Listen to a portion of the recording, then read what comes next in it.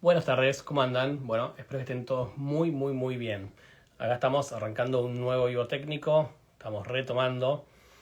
Em, Nada, lo digo siempre, a mí estas cosas me encantan, me divierten, me gusta contar, me gusta aprender. Hoy sobre todo voy a aprender mucho porque voy a salirme un poco de la veterinaria y vamos a hablar de alimentación, que si bien como yo siempre digo, la alimentación es clave, si la vaca no come no se preña, así que para eso tenemos que hacer comida. Y para hacer comida hay que hacer un plan, ¿no? Tenemos que saber qué es lo que vamos a hacer. No vamos a improvisar. Entonces, si hacemos las cosas bien, el resultado va a ser mucho mejor. Y para eso hay que asesorarse, ¿no? Eh, Juntarse con el agrónomo, con el dueño del campo, planificar y ver qué hacemos. Muchas veces por ahí nos pasa que uno planifica, pero después nosotros trabajamos en una fábrica a cielo abierto, ¿no? Eh, Puede llover, puede no llover, puede haber una inundación, puede haber un montón de cosas y los planes se cambian, ¿no? Automáticamente. Pero en mi experiencia, por ahí ustedes me contarán la de ustedes, cuando uno tiene una planificación forrajera armada, por ahí zafás un poco más estas situaciones eh, extremas, ¿no? Por así decirlo, ¿no? Porque vos puedes hacer todo, pero después te viene una inundación y sonaste. Pero bueno, si planificamos, podemos sobrellevar esta situación. Y hay un montón de cosas para hacer en lo que es una planificación forrajera, ¿no? Desde hacer pasturas, hacer verdeos, suplementaciones, hay de todo. Y lo que vamos a charlar hoy va a ser de silaje, ¿no? Que es una muy buena opción. Yo tengo un montón de preguntas para hacerle a Héctor, que yo veo que está conectado. Muchas las he ido anotando, muchas ya se las pasé a Héctor y él me ha pasado también una lista de cosas que va a hablar. Así que lo voy a invitar, así no perdamos más tiempo y no hablo más yo. Y estén ahí para hacer todas las preguntas que quieran. Yo voy a ir mirando y tratando de hacer las preguntas que ustedes hacen. Este video, como todos los anteriores, van a quedar guardados en mi canal de YouTube, así que de última lo pueden ir a buscar allá. En mi cuenta de Instagram también están todos estos vivos guardados. Solo que tienen que ir a la parte de Reels y van buscando para abajo y hay un montón de Reels de vivos que he hecho, así que vayan y busquen. Sin más, esa fue toda la presentación. Vamos a buscarlo a Héctor, que ya me pidió solicitud.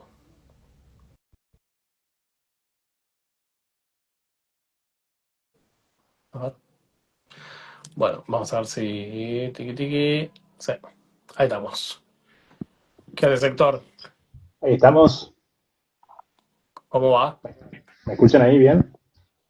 Sí, sí, por Perfecto. ahora. Estamos. ¿Todo bien? ¿Cómo viene ese lunes?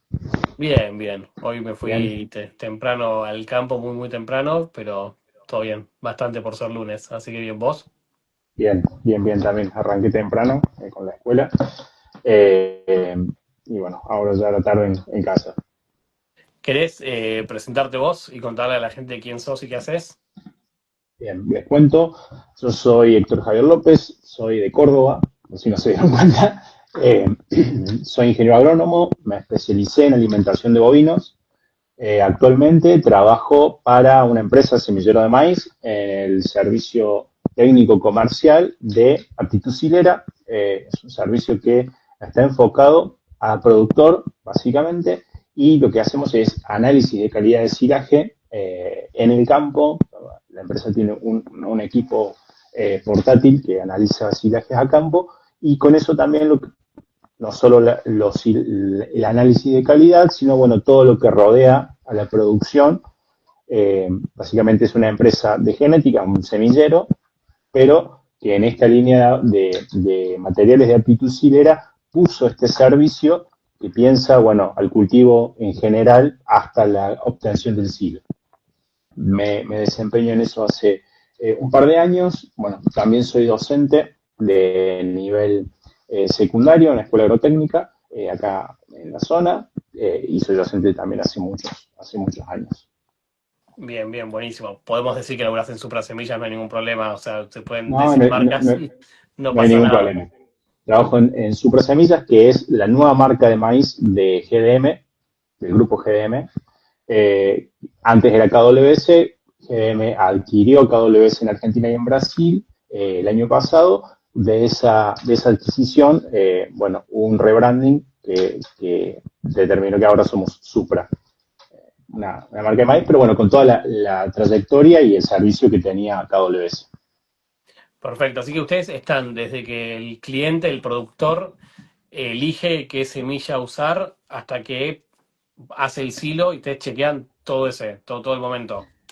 Claro, incluso un poco antes, porque esto, a ver, es una empresa de genética, o sea que la base es el mejoramiento genético o los planes de mejoramiento genético, y hay dos planes o dos programas de mejoramiento. Uno apuntado a grano, que tiene algunos drivers de selección, y otro específico para silo, o sea, para materiales de silo, ¿sí? Que tienen otros drivers de selección. ¿Sí? Los drivers ahí vendrían a ser los criterios por los que se selecciona un híbrido de otro. Esos dos programas te dan dos portfolios de producto, uno de grano, uno de silo, en el medio uno granífero de aptitud silera, que le llamamos nosotros, pero que vendría a ser lo que se conoce como el doble propósito, ¿sí? Materiales de doble propósito, y eso es desde la genética. Después está el área de desarrollo, que lo que hace es trabajar en las características de esos productos, y posicionamiento de producto, que lo que hace es ensayar diferentes condiciones en los diferentes ambientes de la Argentina. Y con eso ajustar la recomendación, tanto para grano como para silo, la recomendación agronómica. Después entro yo para esta parte ya más vinculada a la nutrición animal y también mirando al mismo tiempo para posicionamiento de producto, para hacer ese match entre lo que es ambiente y lo que es necesidad de producción. Bien, Pero bien, la perfecto. idea es, bueno, hacer el acompañamiento completo. Bien, perfecto. Cuando recién decías los que son para silaje o los que son para granos, ¿no? Si bien ahora vamos a hablar de silaje, pero cuando vos decís los que son para grano, son los mismos que uno usa para cosechar que lo que podés usar para hacer un diferido, por ejemplo, o también ahí varía. No, sí, o sea, cuando hablamos de grano es para cosecha, o sea, cosecha de grano puntualmente, que tienen, digamos, en un híbrido para grano buscas algunas características. Una principalmente es el alto rendimiento en grano, alta tasa de secado, o sea que cuando un material ya alcanzó la madurez fisiológica, rápido se seque para que alcance la madurez de cosecha, que tenga buenos agronómicos, o sea que tenga bajos índices de vuelco, de quebrado, eh, la sanidad y la estabilidad, que bueno, es esta capacidad que tienen los cultivos de no disminuir el rendimiento cuando las condiciones son restrictivas, ¿sí? Cuando el ambiente es restrictivo. Eso es lo que buscas en un híbrido para grano, básicamente. Ujú. Y en un híbrido para silo, lo que buscas es, bueno, maximizar la materia seca y la materia seca digestible, o sea, los kilos de materia seca y de materia seca digestible que cosechas, y ahí es la primera diferenciación por ahí. Muchas veces el productor piensa en los kilos de materia verde, o sea, los kilos tal cual Ujú. que se cosechan. Y nosotros trabajamos en, bueno, la materia seca, que es lo que realmente se puede, o es la base de los nutrientes, ¿sí? Y la materia seca digestible, que es la que realmente se puede aprovechar para un proceso productivo animal. Ese es uno de los drivers. El otro, muy importante, y más en Argentina, es la ventana de picado, ¿sí? De los criterios de selección. Ventana de picado que podemos definir como esta cantidad de días en la que el cultivo transcurre desde 32% de materia seca de la planta entera hasta 38% aproximadamente también de materia seca de la planta entera, que nos define la ventana de picado, esa cantidad de días en la que el cultivo está en óptimas condiciones. ¿Sí? Ujú. Digestibilidad de la fibra es interesante como criterio. También, ¿no? Estabilidad en la producción de materia seca para esos ambientes que son más restrictivos y que Argentina tiene muchos, y que la ganadería muchas veces está asentada como actividad productiva en esos ambientes, ¿sí? Porque es desplazada por la agricultura de ambientes de mejor o de mayor potencialidad. Ujú. Entonces, ese es otro criterio de selección. Y después, obviamente, también es interesante un buen rendimiento en grano, en el silo, porque es la expresión de la energía. El grano es el órgano que más almidón concentra y ahí va a estar la expresión de la energía, que es muchas veces la que activa los principales procesos productivos, ¿no? Los litros de leche, el potencial energético que tiene para una ganancia diaria de peso específica, bueno, para diferentes procesos de producción. Pero bueno, es un poco eso. Un híbrido para silo seleccionado por materia seca digestible, por ventana de picado y por potencial de producción de grano también. Perfecto. Y con todo esto que vos me decís, vamos a lo primero que vos me habías anotado, que era Sí, eh, el tamaño del silo que vamos a hacer según la cantidad de vacas, categoría o para qué lo vamos a usar. sí.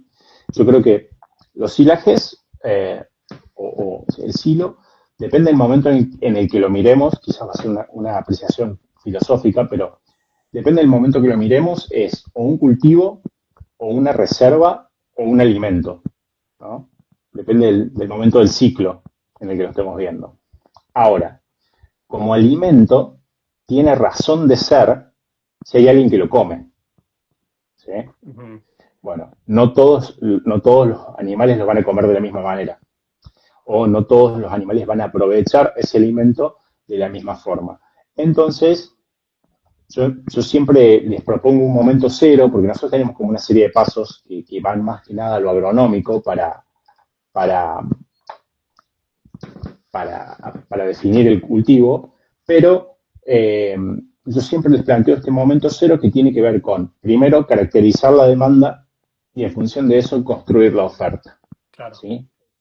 La demanda tiene que ver, bueno, con caracterizar el rodeo, con cuáles son los procesos fisiológicos que está atravesando ese rodeo, cuál es el objetivo productivo que yo tengo para ese rodeo, y en función de eso empezar a construir la demanda. En cantidad van a ser los kilos de materia seca o de materia seca digestible que yo necesito para cumplir con un determinado proceso productivo en un determinado momento o en una determinada cantidad de tiempo. Y en calidad van a ser las megacalorías de energía metabolizable que yo necesito de diferentes alimentos para cumplir con ese proceso productivo. ¿Por qué? Porque no va a ser la misma caracterización de alimentos que yo necesite para una vaca de cría, claro. ¿sí? Que está Ambos, en algún momento en mantenimiento, o que para un rodeo lechero de alta producción, claro. ¿sí? O un novillo en una etapa de terminación. Entonces, empezar a construir la oferta primero sabiendo cuál es la demanda. Claro, claro, perfecto. Así cuando lo venías diciendo venía pensando en eso, ¿no? Yo que laburo en cría, claro, no es lo mismo un sitio que puedo hacer para una vaca, que es para un suplemento más, para una opción, que para una vaca que tiene que darme litros de leche. Clave. Exactamente. Y también porque en un rodeo de cría, yo, por ejemplo, no necesitaría pensar en un alimento extremadamente energético. Claro, O yo quizás puedo renunciar a algunas características puntuales, como puede ser, no sé, una completa digestibilidad del grano o una alta proporción de digestibilidad del almidón, eh, por sacrificando algo de eso en pos de obtener más cantidad, o también, esto siempre la mirada del agrónomo pensando en los ambientes, ¿no? La cría claro. como actividad ganadera siempre en general está, Los bajos. eh, claro, está ubicada en ambientes de baja productividad, ¿sí? O en lotes más restrictivos, ¿sí? Entonces, eh, nosotros también, pudiendo caracterizar qué producto queremos, podemos no renunciar a hacer silajes, ¿sí? Y en algún punto, depende desde donde lo mires, si vos pensás en el kilo de materia seca, es un alimento barato, ¿sí? Si uno lo ve desde los costos, solo de los costos, bueno, a veces parece un alimento caro comparado con otras opciones de fibra, ¿no? Claro, porque, ¿sabes qué? Yo me acuerdo que antes siempre se decía que hacer silo para las vacas era carísimo, como que era tipo, no uses, no hagas silo para las vacas, y ahora como que se está empezando a decir de vuelta que sí. Me imagino que debe ser por el tema económico. Es por el tema económico y es también, esto es caro o barato en comparación con qué, Claro, ¿sí? Es caro o barato en comparación con otros alimentos, es caro o barato en función del producto. Estamos en un momento en el que la ganadería, tanto de leche como de carne, tienen una buena, un buen momento o un momento de expansión, por así decirlo, y que si pensamos también en el precio de los commodities, que también funcionan como alimentos, el grano de maíz, como el grano de soja, que son los que originan las principales fuentes de energía y de proteína, también se encuentran en valores convenientes. Entonces, lo caro o lo barato depende de, o sea, con qué lo estamos comparando y cuál es el resultado que estamos claro, claro. A- obteniendo. Aparte yo pienso, ¿no? Para un rodeo de cría que está en un bajo, ponele, agarras una loma, podés hacer un par de hectáreas de maíz, no tiene que ser un montón, y lo picás y tenés un montón, un alimento buenísimo para un montón de meses. Sí, y ahí viene otro punto muy interesante, que es el de los silajes, primero que son una fuente de fibras o un alimento voluminoso, ¿sí? Alimentos voluminosos vamos a definirlos como aquellos que tienen una alta proporción de fibras, ¿sí? En contraposición a los concentrados, que son alimentos que tienen más carga energética, ¿sí? Sí, O de proteínas. Pero es un alimento voluminoso de alta digestibilidad, de fibras de alta digestibilidad. En, comparándolo, por ejemplo, o en contraposición a lo que sería un heno, un rollo, un megafardo, ¿sí? Que también es sí, una fuente de fibras, pero que tiene menor digestibilidad. Y la otra es que es un aporte de fibras digestibles que puede transferirse en el tiempo con alta calidad, por esta forma de conservación. ¿Sí? bien, Y ahí aparece otro valor que me parece que es importante, que en algún punto va a ser económico y va a ser financiero, que es el costo de oportunidad de tener ese material de buena claro. digestibilidad transferido en el tiempo. ¿Cuánto ¿Por qué? tiempo, Porque nos da estabilidad. si está bien cerrado, cuánto tiempo lo podemos transferir como así, o Y diferirlo? vos podés tener silos de una campaña a la otra que si están en buenas condiciones se pueden almacenar perfectamente. Claro, claro, claro. Mucho depende de la calidad original con la que arrancaste, ¿no? Porque esa es la que va a determinar tu piso, o mejor dicho, tu techo, y ahí bajás, Claro, pero sí, en buenas condiciones se puede transferir en el tiempo. claro, y ahí está el costo de oportunidad. Y Perfecto. claro, entonces es clave el ambiente y híbridos, dijiste algo, entonces, o sea, ver bien el Bueno, ambiente que lo vamos a hacer, el híbrido que vamos a elegir. el híbrido era un poco, digamos, vendría a seguir este hilo de, che, ¿cuáles son los portfolios? Un híbrido silero es el que va o que busca maximizar eh, la materia seca y la materia seca digestible, ¿sí?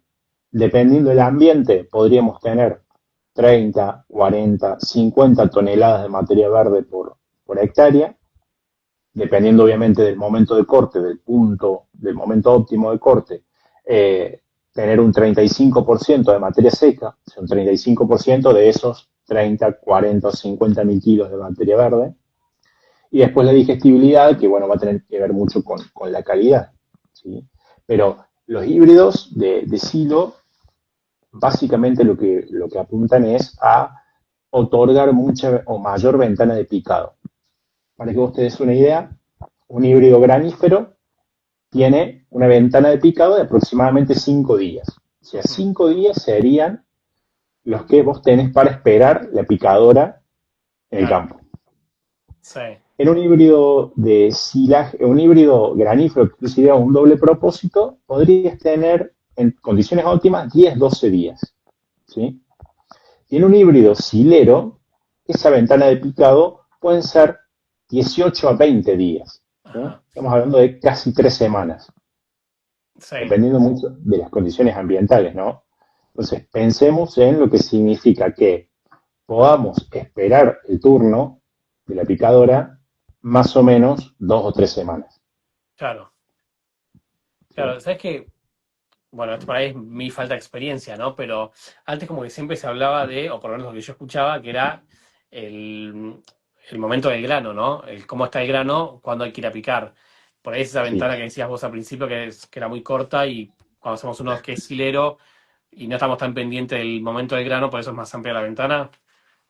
Mira, yo en ese caso nosotros hicimos un ensayo en la que dividimos una planta a muchas plantas en sus órganos, o sea, tallos por un lado, hojas por el otro y espigas completas por el otro, las secamos y vimos cuánto aportaba cada uno a la materia seca. ¿Sí?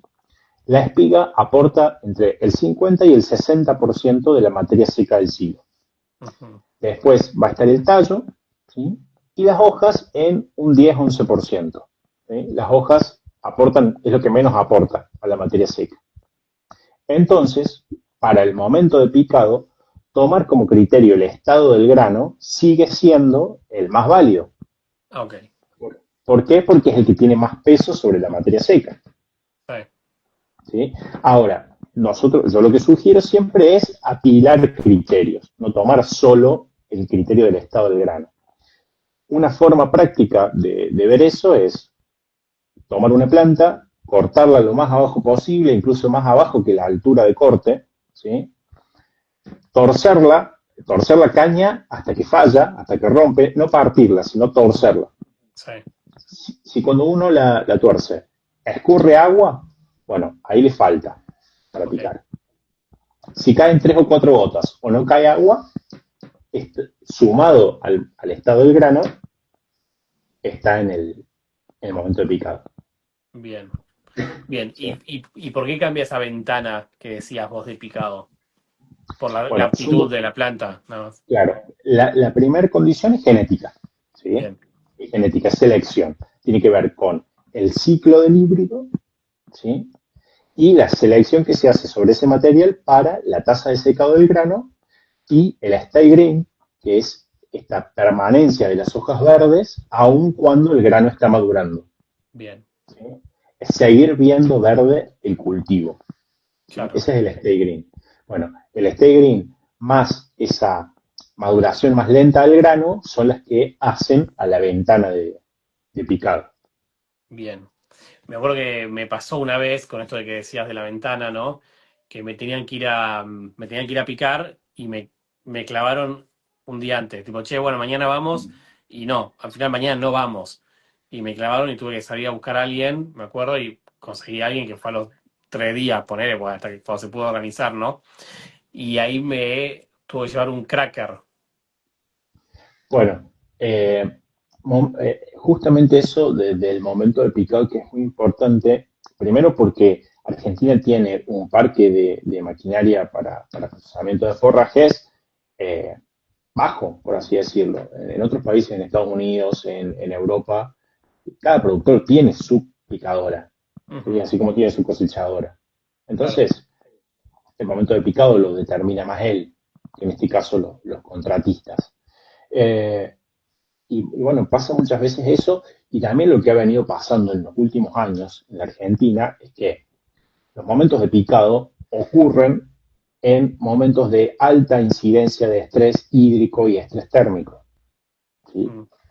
Ese estrés hídrico y estrés térmico hace que la planta cambie esa condición que traía genética que decís, bueno, mira, este híbrido es silero, tiene, no sé, 20 días de ventana de picado, 18 días de ventana de picado. Bueno, cuando están apretando las condiciones ambientales, cuando el agua escasea, cuando hace mucho calor, la planta dice, no, bueno, yo hasta acá llegué, esto es lo que puedo hacer, Ujú. ¿sí? Y comienza a acelerarse esos ciclos de senescencia, ¿no? Como se apura, por así decirlo. ¿Sí? Y ahí lo que pasa es que a veces se toman decisiones apresuradas, ¿sí? Que no tienen que ver muchas veces con esto de conocer puntualmente cuál es el contenido de materia seca de la planta entera, que es el principal criterio para definir el momento de picado. Ujú. ¿Sí? En una situación de estrés hídrico, nosotros lo primero que se va a afectar son las hojas. ¿Sí? Y vos podés tener dos efectos ahí. Uno que es el de senescencia de hojas basales, o sea que es cuando las hojas de abajo se empiezan Sí. a morir. Morir. O la otra que puede ser el escaldado. ¿Sí? El escaldado es que se queman las hojas superiores. ¿Sí? ese quemado es porque hace tanta temperatura, hace tanto calor, que la planta no logra, ¿sí? Poner en marcha mecanismos para enfriar esas hojas. ¿Sí? Los mecanismos son los de la transpiración. Bueno, esa bomba no alcanza a trabajar lo suficiente, esa hoja se quema, vos las vas a ver como plateadas, ¿no? Pero ¿qué pasa? En el tallo, la humedad está reservada, porque la base de la caña tiene como un efecto de esponja, ¿sí? Que es esa médula, Sí. ¿sí? Entonces, cuando nosotros picamos, por ahí un cultivo que se arrebató, por así decirlo, ante un estrés hídrico, un estrés térmico, lo que pasa es que nosotros tenemos hojas secas, ¿sí? Pero los tallos muy húmedos. Mm. Y si a eso le sumas que la polinización no fue buena y que la espiga no aporta a la materia seca, tenemos hilos de baja materia seca, ¿sí? Aunque lo estemos viendo al cultivo Claro. secarse, Sí. ¿sí? Y eso a veces hace tomar decisiones apresuradas. Y es entendible porque eso de ver hojas secas es la representación de la muerte. Claro. ¿Sí? Y ante la muerte vos quizás más desde el lado animal lo vas a entender más, ante la muerte o ante la inminencia de la muerte, uno tiende a buscar medidas rápidas Claro. que puedan parar eso. ¿Sí? Y bueno, y una de esas medidas es, che, salgo a buscar picador como sea, Claro. y lo quiero guardar. Entonces es importante poder tomar estas decisiones con información, ¿sí? Más que con Claro. apreciaciones. La materia seca de la planta entera es para mí el principal criterio para definir el momento de picar. Claro, pero entonces es clave toda esta genética que hay y estas ventanas de picado más amplias. Eso por un lado, y la otra es conocer los ambientes de producción. Mm. ¿Por qué? Claro. Los híbridos sileros, en general, no solo hablo de los de Supra, ¿no? Sino cualquier híbrido silero, Mm. van a tener un porte mayor, ¿sí? Es más, los seleccionamos por eso, plantas más grandes. Plantas más grandes implican mayor cantidad de hojas, mayor cantidad de tallos, mayor cantidad de hojas y hojas más grandes. Esas hojas más grandes son superficies que evaporan agua, ¿sí? Ujú.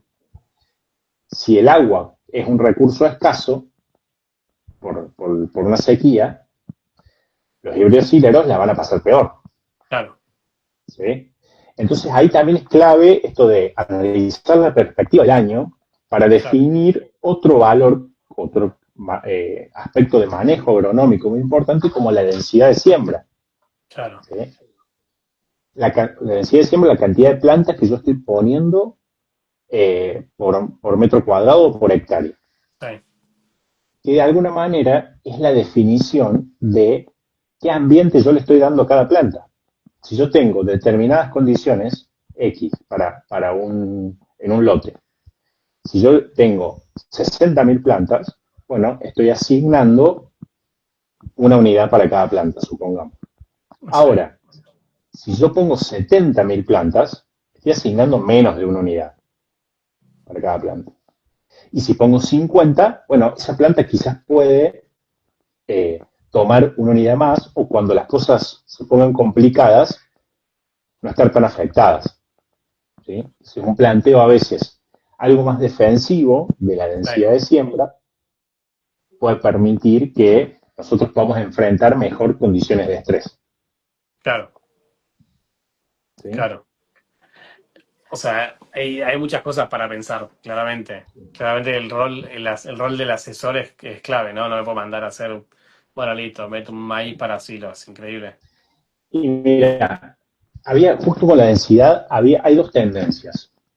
Una que tiene que ver, la tendencia con la densidad respecto al silaje era, bueno, pongo más plantas, porque es para silo, respecto que para grano. Claro. Pongo más plantas, y con eso tengo más kilos. Si tengo más plantas, tengo más kilos. Y ahí tenés dos aspectos.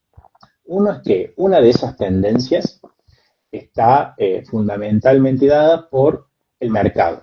¿Por qué? Porque hay una genética que es la predominante en el mercado de maíz en la Argentina, ¿sí?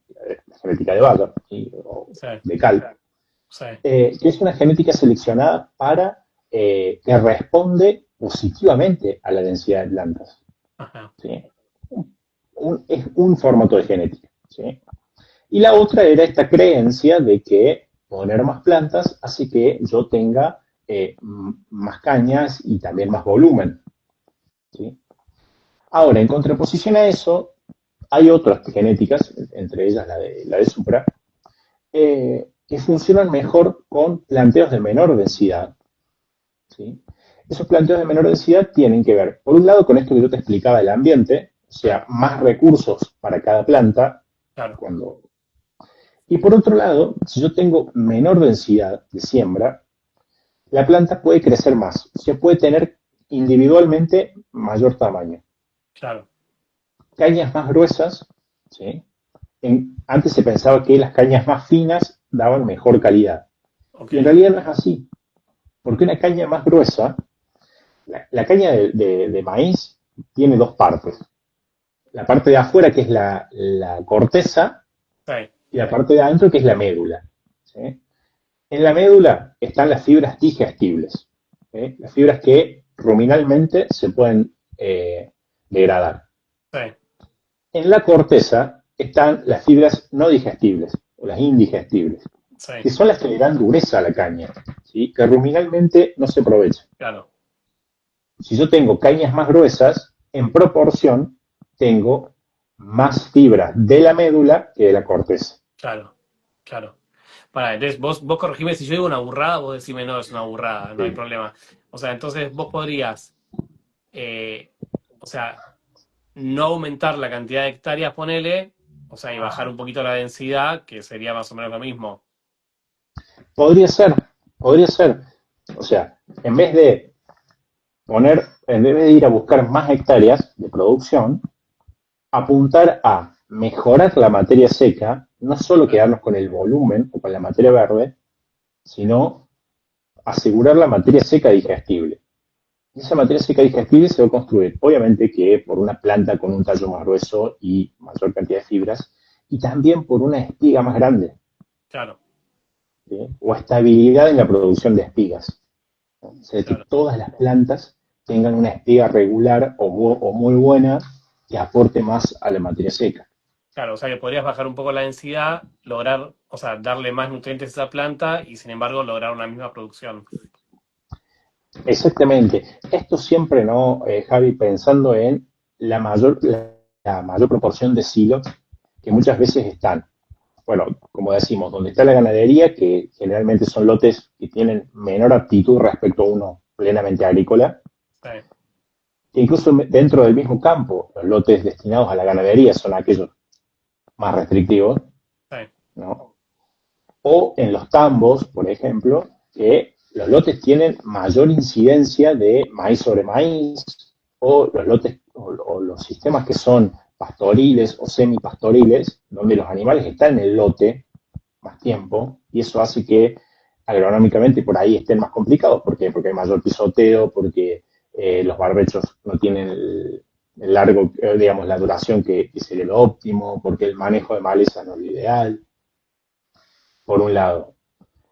Ahora, también existen otras condiciones, porque a veces nos quedamos con esta película, ¿no? De la producción ganadera en los lugares que conocemos, y hay otras películas que apuntan a intensificar. Entonces, por ejemplo, te vas al Valle de Río Negro, ¿sí? Distintos valles, donde también las superficies son muy reducidas, pero la puesta en insumos es muy buena. sí, Hay riego claro, y hay alta fertilización, o muy alta fertilización. Entonces ahí quizás los planteos tienen otro formato, o sea, buscan mayor cantidad de planta o porque hay mayor dotación de recursos. claro, claro, claro. ¿Sí? Está muy bueno. Es súper interesante. Es clave, entonces clave el tema de los ambientes y la zona. Sí, para mí es mucho de primero pensar, bueno, entender qué sistema quiero, Sí, pensar qué alimento necesito, y después, che, tengo este ambiente, ¿hasta dónde me da para producir? claro, claro. ¿Sí? Porque yo puedo estar pensando en un silaje donde maximizo las fibras, porque la energía va a venir por otro lado, la energía va a ser por una suplementación de grano, Sí, ¿sí? Y yo, bueno, o tengo ambientes muy restrictivos y lo que hago es aprovechar para hacer un silaje cuando no podría hacer silajes si no manejara bien el ambiente. O como te digo, puedo irme a los valles de Río Negro donde todo está alejado, esa es la primera condición. Están produciendo carne, ¿sí? En un ambiente en el que antes había peras y manzanas, claro, ¿no? Para ponernos en contexto. Y ahí lo que se busca es, che, tengo una superficie muy chica. Y no solo una superficie muy chica, sino un periodo libre de heladas corto. claro, Yo acá no tengo que romper o romper. Entonces a veces se hacen otro tipo de silajes, como puede ser el snaplas, el toplas, el erlas, que son silajes en los que se conserva o los que se cosecha solo la claro, espiga con la parte superior de la planta, pero lo otro queda. bien, Y yo ahí estoy concentrando energía. claro, ¿Sí? Pero bueno, es todo pensar ambiente y sistema de producción. Y vas y bien, volvés siempre con ese juego. claro. No, no, buenísimo, eso por ejemplo no lo había escuchado nunca, así que podías hacer de distintos cortes y esas cosas. Está bueno. Y ahora, cuando llegas al momento del picado, ¿no? Sí. ¿Qué hacemos con el tamaño de corte, el grano y todo eso?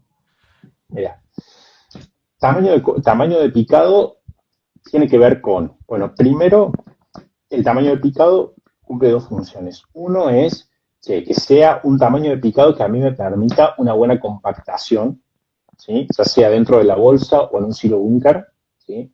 Porque de eso va a depender la conservación. ¿Sí? Pará, justo alguien preguntó hace un rato, ¿hay diferencia entre la bolsa y el búnker?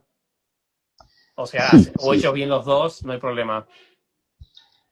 Siempre se consigue o rescatamos esto de que los silajes se conservan por fermentación Ujú. láctica, es una fermentación anaeróbica, o sea que necesitamos sacar la mayor cantidad de aire posible lo más rápido posible. ¿Sí? Bueno, eso en una bolsa, en un silo bolsa, es más fácil de conseguir. Bien, ¿Sí? Se controla más rápido. ¿Por qué surgen los silos aéreos? Por una cuestión de cantidades. ¿Sí? Cuando las cantidades a ensilar superan un valor, ¿sí? eh, primero que nosotros no podemos apilar silobolsas, pero sí claro, podemos apilar silos aéreos. En un silo aéreo sí puede tomar dimensiones. ¿Sí? claro, Y después por la extracción y suministro. Siempre en un silo bolsa se puede conservar mejor. claro. Ahora, un silo aéreo reduce costos, por un lado, porque cuando yo tengo tanta cantidad de material ensilar, es mucho el costo en bolsa. Claro.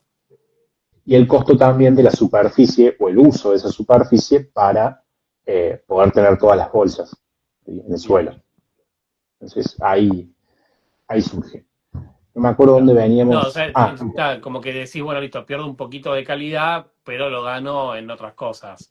En mayor volumen, tamaño, menos recursos y todo eso. No, te había preguntado lo exactamente. del picado.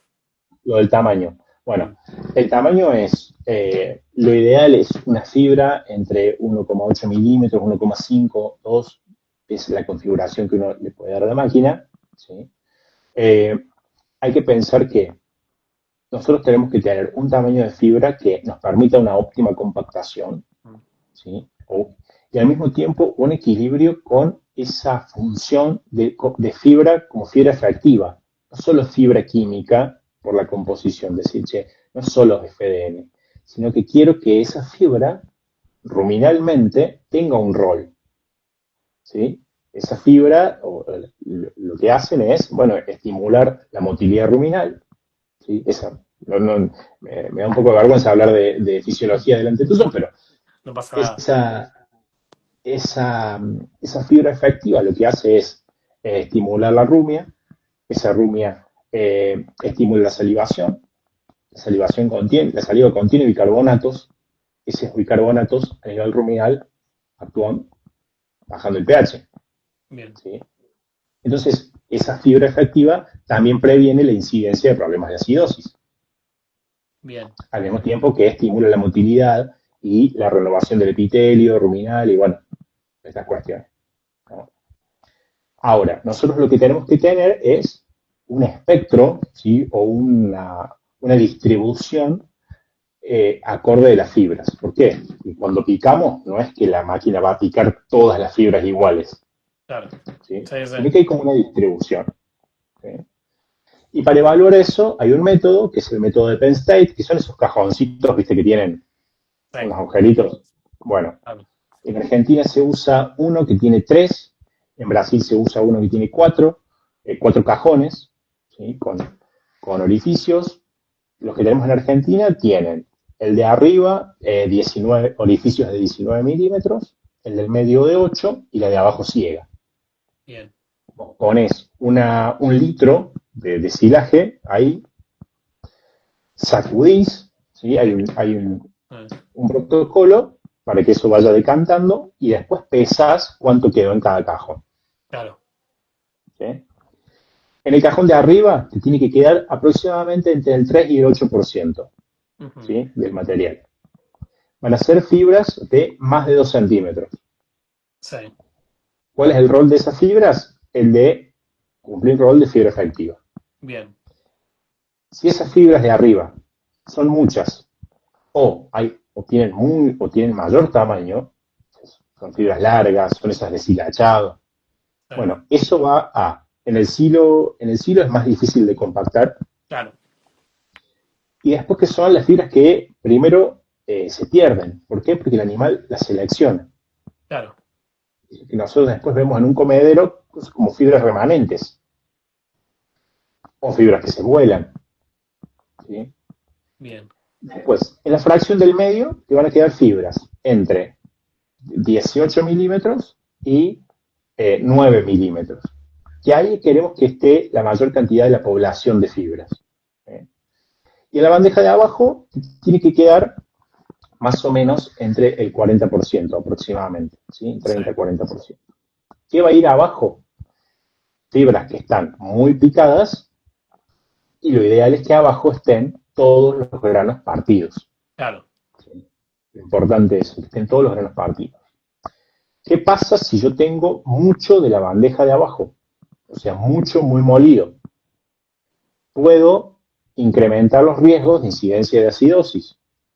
¿Por qué? Porque es un material que está ya procesado bastante, es un alimento que va a ser digerido más rápidamente, mayor producción de ácidos, esas fibras tan chicas o ese material tan chico no estimula la rumia, claro, ¿sí? Entonces hay más incidencia de acidosis. claro. Ahí Fabri pregunta si la fibra intermedia deja de considerarse como fibra efectiva. No, no. La bandeja del medio también juega un rol, Bien, participa. bien, bien, perfecto. No tenés nada, vos con esas bandejas me dices si estuvo bien hecho el picado o no. Pero, ¿y En eso cuándo lo realidad eso haces? es para hacerlo cuando se está picando. Claro, cuando están arrancando a picar. Hay Bien, una cuestión que yo siempre les digo a los productores, es eh, en los días que dure el picado, que depende mucho obviamente de la superficie a picar, se están jugando la comida de todo el año. claro. Hay una hipoteca, están firmando la hipoteca de la alimentación de su sistema de Ah. producción de todo el año. Hermano, tenés que estar. Ponele, por ejemplo, cuando arrancás a sembrar, que estás calibrando la máquina, ¿no? La sembradora. Sí, Esto sería lo mismo, tipo arranco a picar y bueno, estoy chequeando que esté bien el picado. Y, exactamente. y Eso, una vez que arranca bien, como que vos crees que ya va a seguir bien, o tenés que cada tanto vas probando. permitime dudar. Claro. Y, ¿Qué pasa? Depende mucho de las condiciones del material, ¿sí? De adecuaciones que yo tengo que hacer según la condición del material. Está más seco, está más húmedo, está rindiendo más, está rindiendo menos. Y la otra es que, y esto sin ánimo de generar controversias, pero no, es obvio. algo que pasa. Es algo que pasa. Mayor procesamiento del material implica, por un lado, mayor consumo de potencia por parte de la máquina ¿sí? Esa potencia se consigue de dos formas. Aumenta el consumo de combustible, Claro, el consumo de gasoil, o te disminuye la capacidad de trabajo. Que quiere decir que yo hago menos hectáreas por unidad de tiempo. claro. ¿Qué es lo que quiere un contratista? Se quiere ir. Gastar menos. Quiere Sí, hacer más hectáreas más rápido para pasar al sí. siguiente y gastar menos combustible. Mm, ¿Sí? Entonces, a veces, o lo que pasa es que aumentan las velocidades de trabajo, o claro, que abren un poco el cracker, que esto que vos nombrabas recién, que son dos cilindros que lo que hacen es apretar toda la masa de silo que pasa por eso, es un cilindro, dos cilindros de acero que giran concéntricamente, y lo que hacemos es, o sea, con una configuración de la máquina, separarlos, o sea, darles más luz o sí. menos luz. Cuando menos luz hay, todo el material que tiene que pasar por ahí se Más procesa, chico. los granos se trituran, o sea, se aprietan, las fibras a su vez se aprietan. Ahora, Bien. si está pasando mucho material por ahí y yo tengo un peso muy cerrado, va a gastar más potencia Y va a ser más lento. y va a ser más lento. Ahora, ese craqueado va a tener dos efectos. Uno, en la fermentación del silaje, ¿sí? Porque la fermentación es, como yo te decía, una fermentación anaeróbica que ocurre Mm, por degradación de azúcares hacia ácidos, sí, principalmente el ácido láctico. Eso lo hacen las bacterias, eso es un fenómeno de superficie, o sea, mientras más superficie expuesta haya, mayor va a ser la velocidad con la que las bacterias hagan esa degradación. Y por ende, más rápido se va a estabilizar ese silo. ¿Sí? bien. El otro efecto muy importante es el animal. Yo puedo tener un cultivo que rindió muy bien en grano, pero si esos granos no están procesados, después van a ser granos pasantes. ¿Y Ujú, dónde se ve eso? En bosta. la bota. ¿Sí? Y por eso también esto de a mirar los hilos, hay que ver cómo están los hilos en general, cómo están los comederos y cómo están los corrales. Bien. ¿Sí? Argentina tiene una de las tasas más altas de almidón fecal. ¿Sí? Estos son datos de Rock River, el laboratorio internacional que tiene sede en Argentina, que es un laboratorio de referencia, y Leandro Mohamed, que es el director, conversando con nosotros en una exposición que hicimos en Todo Láctea, nos contaba esto, ¿no? Argentina tiene altos valores de almidón fecal, Ujú, y tiene que ver mucho con esta falta de procesamiento de los granos, claro, que hace que nosotros tengamos granos enteros, que son completamente pasantes, que es la parte más cara del silo, ¿no? claro. Por eso también la importancia de estar presentes en el momento del picado, mirando la fibra y mirando el procesamiento de los granos, Claro, ¿no? claro, claro, perfecto. Sí, sí. O estamos o confiamos y después vemos qué onda. Y me escuchan, el tema de la inoculación. Mira, la inoculación es eh, un aporte de bacterias o microorganismos que son específicos para ese proceso que es la fermentación láctica, que fueron seleccionados para tal fin. La inoculación lo que va a hacer es acelerar ese proceso de anaerobiosis, ¿sí? La fermentación láctica, Mm, y que mayor o que más atención le tenemos que prestar cuando peor sean las condiciones del material en sí. ¿Sí? claro, O sea, cuando yo esté picando o muy por encima o muy por debajo del óptimo, eh, es cuando más tengo que inocular. clave, claro. Si ¿Sí? estoy, si estoy picando en el momento justo y está todo espectacular, ¿hace falta igual inocular? Mira, yo creo que los inoculantes en general no mejoran porque ningún proceso mejora la calidad original. ¿Sí? Los silajes son, yo siempre hablo y digo que desde la siembra hasta el momento del corte hay una etapa de generación de cantidad y de calidad. Ujú, Del corte en adelante, todo lo que pueden venir son pérdidas. Y claro, nosotros lo que hacemos es trabajar para frenar esas pérdidas. sí, ¿Sí?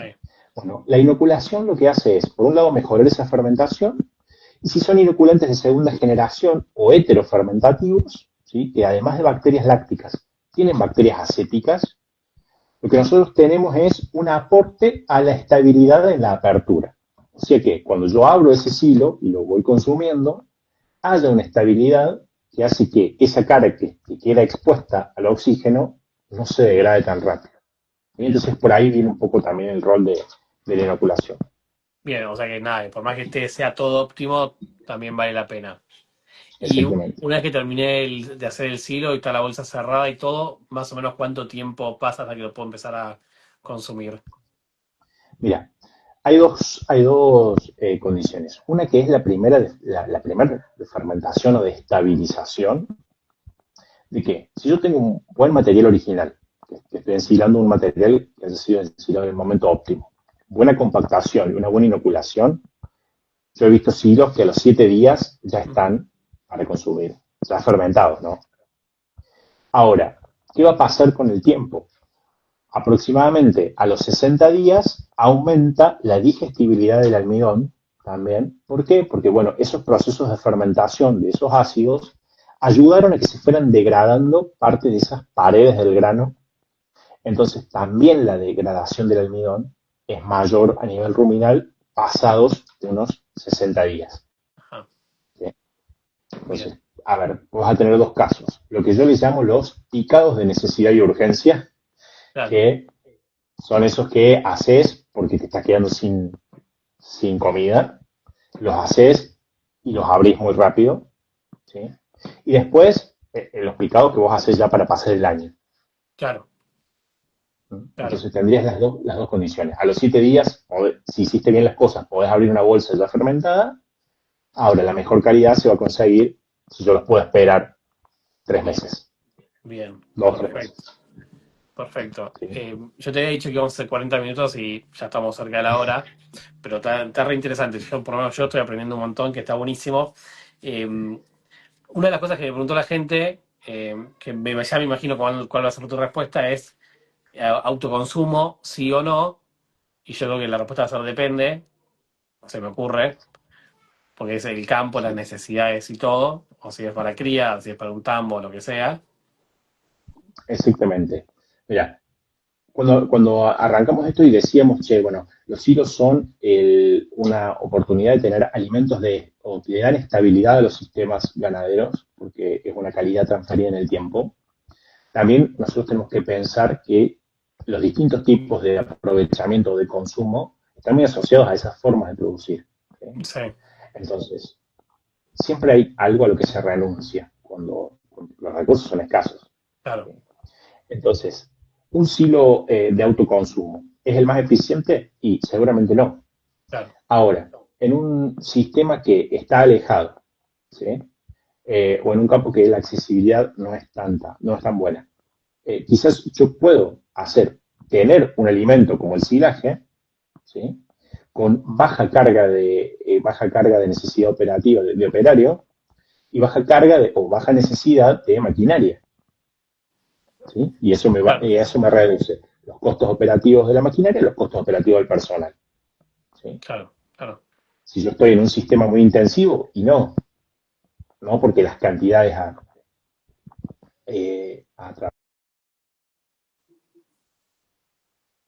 Se te, se te cortó el audio, no te escuchamos más. Pero bueno, o sea, es ver, clave ahí está, ahora sí. O sea, es clave ahí dónde estamos. estamos y para qué lo vamos a usar.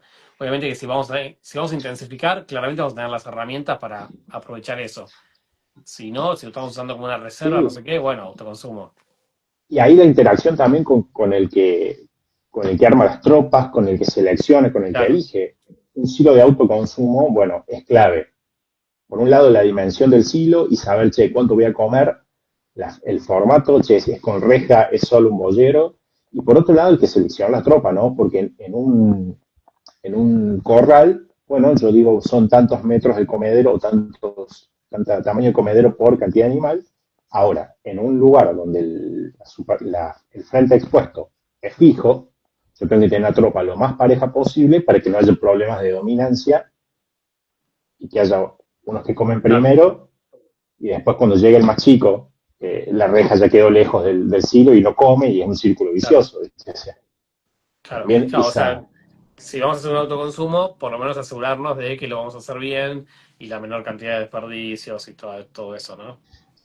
Exactamente. Y después hay un montón de formas de autoconsumo. Es o con la reja, que se conoce, ¿viste? Sí. Puede ser abrirlo desde las dos puntas. Hay quienes hacen las famosas ventanitas, ¿Qué onda que las son como ventanitas? cuadraditas. A mí no me gusta, no sé qué onda. Yo trato de no ponerle cargas. Entiendo que hay cosas que funcionan mejor o que funcionan peor. Eh, Así como están esas ventanitas chiquitas, yo he visto ventanas que son Enormes. ventanales, Sí, sí, sí. enormes. Eh, ¿Sí? Bueno, depende del sistema. Si lo manejas con una carga tal que los animales no, siempre están consumiendo la rapidez. material fresco, puede ser viable. Claro. Así también he visto silos que van y no es que le abren una ventana, sino que como si fuese un budín, ¿sí? Sí, Lo cortan, lo abren o le abren, no sé, 30 metros del pan completo, sí, le ponen un bolero y que lo coman. claro, Son formas. Yo claro. lo que digo No, es, bueno, es un sí, alimento costoso en algún claro, punto. claro. Claro, me parece que nada, es clave hacerlo bien, pero bueno, nada, se me ocurre que si lo vas a comer rápido, bueno, me permite más libertad de abrirlo más, total va a ser rápido, pero si Exactamente. no, es complicado. Aprovechamos a mandarle un saludo a nuestra amiga Tere que está ahí escuchándonos. Sí, Y está ahí. una para terminar, no sé si tendrás experiencia o no, o ni idea, ¿hay silos de moa o de sorgo? Sí, a ver, el silaje es una técnica de Ah, conservación y hoy tenés silajes eh, de las gramíneas, vamos a poner las gramíneas de verano, maíz es la estrella, la que más calidad aporta. El silo de sorgo es otra opción. sí. Yo pensaría en el silo de sorgo para, como un aporte de fibras, la energía es muy baja y además son fibras de menor digestibilidad, Sí, yo pero para un rodeo de cría en campo de cría he hecho más juegan silo de sorgo que de maíz. sin duda, y también por una cuestión ambiental. O sea, el sorgo va a ocupar los ambientes que agronómicamente el maíz Claro, no se banca, ¿sí? Porque son claro, muy restrictivos. Los silajes de MOA son una opción, que es lo que pasa. Siempre pensé, y recordemos esto, ¿no? Los silajes, la forma de conservación de los silajes es por fermentación. La fermentación a partir de azúcares. Esos azúcares vienen de los granos. Cuando menos granos tenga, más difícil va a ser claro, fermentar. Tenés silajes de MOA o de otras megatérmicas, ¿sí? claro. Y después los silajes de los verdeos de invierno, silajes de Ah. avena, silajes de centeno, de mezclas, ¿sí? A esos, ¿no? Que al tener por ahí menos grano, menos azúcar, como decías recién, eh, por ejemplo, podés inocular más cantidad para Sí, favorecer eso. doble inoculación o doble dosis de lo que uses para un maíz. Perfecto. Y después también pensar que tenés los silajes de, por ejemplo, alfalfa, ¿sí? O de pasturas que no, a veces se hacen algunas de soja, pero la reina es, digamos, o la principal es la alfalfa. Y ahí el planteo cambia completamente. La alfalfa es un alimento que te va a dar muchas proteínas. No tiene casi nada de almidón, porque no hay granos. Sí, Químicamente, las proteínas actúan como buffer, o sea que impiden la bajada del pH. claro, En un alimento que queremos conservar por fermentación, es más complicado o es más crítico manejar la compactación y la inoculación en un silaje de alfalfa. claro. Y estaba pensando, ¿no? Porque ahora me voy acordando, ¿no? Una época que hacíamos un montón de silo de cebada porque nos permitía entrar a esos lotes en otros momentos y aprovechar más el lote con otros cultivos, ¿no? Sí. Pero me acuerdo que teníamos muchos problemas a veces con hongos, por tema de humedad y cosas así. No sé si ahora se hace tanto silo de cebada. Antes se escuchaba mucho más. Se hacen dependiendo de la zona. A ver, la provincia de Buenos Aires es un ambiente que cuando tiene condiciones es muy de producir las gramíneas invernales, ¿sí? O los verdeos de Sí. invierno. Mm, Entonces, y además estos silos entran a un momento de la cadena forrajera donde generalmente están decayendo las otras reservas. Entonces, estos claro, silos se usan para ser Claro, un puente nutricional o de alimentos entre el silo de maíz de una campaña y el de la otra. claro, ¿Sí? Respecto a lo que vos me decías, y por ahí trayendo un poco a lo que habían puesto la gente en las cajitas de preguntas sobre micotoxinas, claro, que siempre están, eh, las micotoxinas son metabolitos de hongos y que quedan ahí que pueden generar algún trastorno a la salud del animal. Y en eso no me voy a meter porque no, no tengo mucho conocimiento.